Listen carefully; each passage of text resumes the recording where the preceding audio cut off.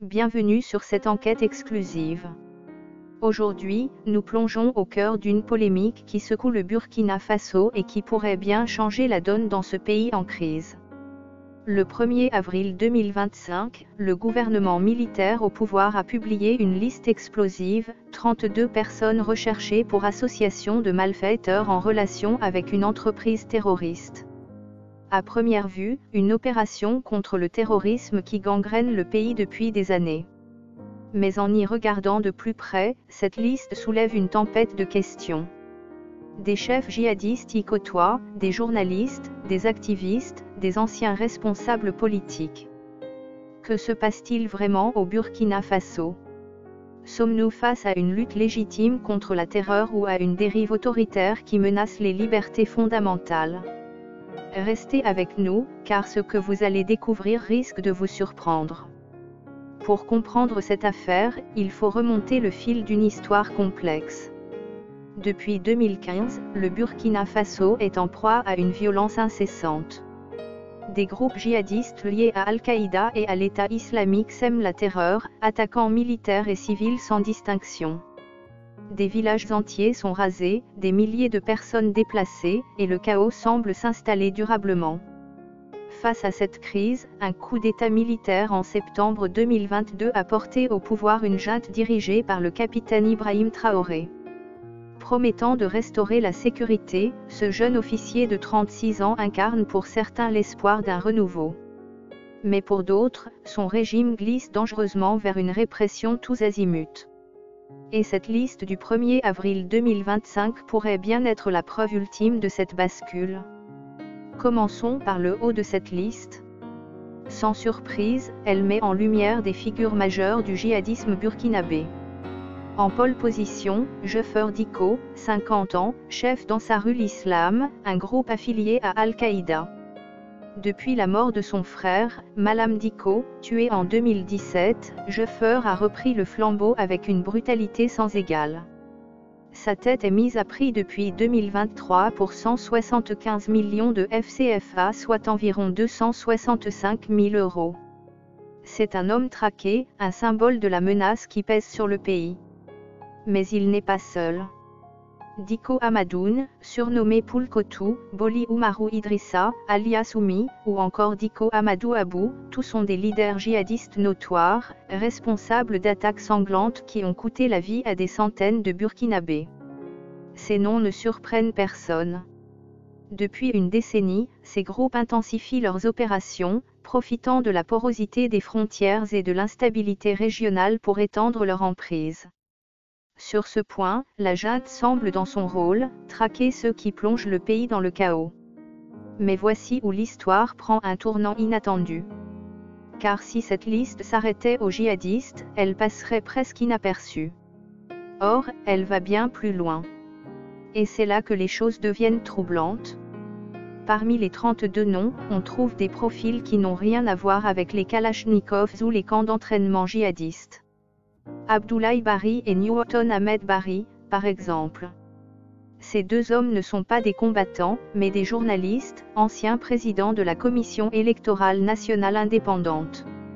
En septembre 2024, les autorités les avaient déjà accusés de participer à un soi-disant projet de déstabilisation du régime, aux côtés d'anciens militaires et, tenez-vous bien, de groupes djihadistes. Une accusation qui, sur le papier, semble absurde. Comment des figures de la société civile, connues pour leur rôle dans des processus démocratiques, pourraient-elles s'allier à des terroristes?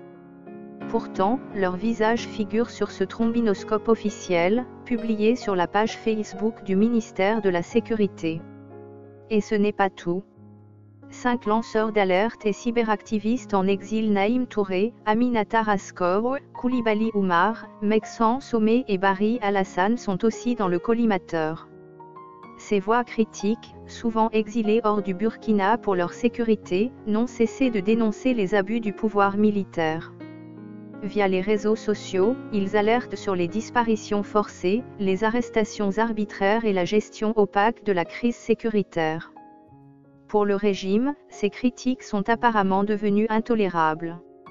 En les plaçant sur cette liste, la junte semble envoyer un message clair: toute opposition, même pacifique, sera désormais assimilée à du terrorisme. Cette inclusion de figures non djihadistes n'est pas un accident. Depuis l'arrivée au pouvoir du capitaine Traoré, le Burkina Faso vit sous une tension palpable. Les attaques terroristes n'ont pas cessé, au contraire, elles se sont multipliées, avec des bilans humains de plus en plus lourds. Mais parallèlement, une autre guerre semble se dessiner, celle contre les voix dissidentes.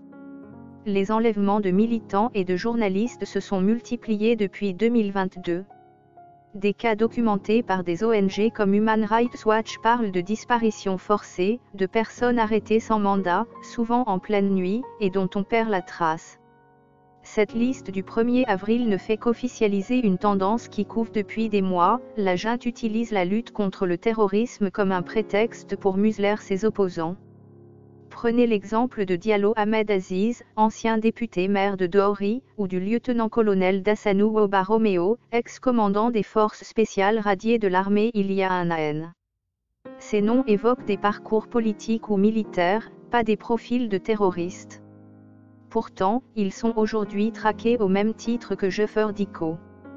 Pour les défenseurs des droits humains, c'est la preuve d'une dérive autoritaire. Human Rights Watch n'a pas mâché ses mots, qualifiant cette liste de climat de terreur instauré par le régime pour intimider la société civile. Face à ces critiques, le pouvoir ne reste pas silencieux. Le capitaine Ibrahim Traoré, dans un discours récent, a justifié cette initiative avec fermeté. « Nous faisons face à des ennemis de l'intérieur et de l'extérieur », a-t-il déclaré. Pour lui, la stabilité du Burkina Faso est menacée non seulement par les djihadistes, mais aussi par ceux qui, selon ses termes, complotent dans l'ombre. Le ministère de la Sécurité, en publiant cette liste, appelle d'ailleurs la population à collaborer. Toute personne ayant des informations sur ces individus est priée de contacter les forces de défense. Pas de récompense précisée cette fois-ci, contrairement aux 175 millions de FCFA promis pour Jeffer Dicko en 2023. Mais le ton est martial, presque paranoïaque. Pour la junte, il s'agit d'une question de survie nationale. Et cette rhétorique trouve un écho chez une partie de la population. Dans un pays ravagé par la violence, où des familles pleurent leur mort après chaque attaque, certains voient dans cette fermeté une réponse nécessaire. Il faut taper fort, sinon on sombre, nous confie un habitant de Ouagadougou sous couvert d'anonymat. Mais pour d'autres, cette fermeté va trop loin. On ne peut pas traiter un journaliste comme un terroriste, s'indigne une activiste locale. Cette division reflète un Burkina Faso fracturé, où la peur et la méfiance dominent.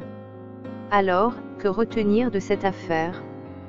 D'un côté, une junte militaire qui dit vouloir protéger son peuple face à une menace terroriste bien réelle. De l'autre, une répression qui s'étend bien au-delà des champs de bataille, jusqu'aux rédactions et aux réseaux sociaux.